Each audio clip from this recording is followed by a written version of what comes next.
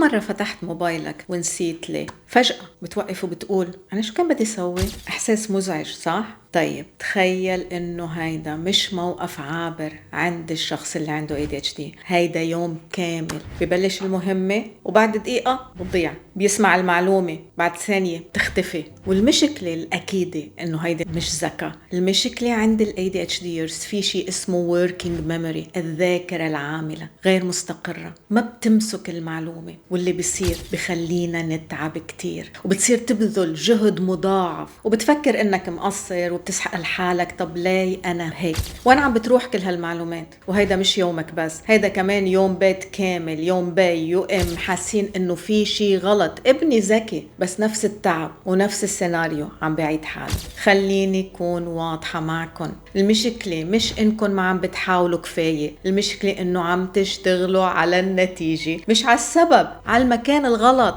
أنا دكتور هدى شعبان، متخصصة بالADHD لأكثر من 30 سنة، وطورت منهجية مبنية على 3 ركائز: تنظيم الجهاز العصبي، تنظيم البيئة، والتدريب الدماغ. من خلال برنامج اكتشف كيف تعالج الADHD ب7 أيام رح أعطيكم خريطة واضحة بدل التخبط، مش ليمحي الADHD بس لتفهمه وتتعامل معه صح. إذا تعبت من هالدائرة والدوامة اضغط هلأ على الرابط، ما تتردد، لأنه أول خطوة بتبدأ بالفهم.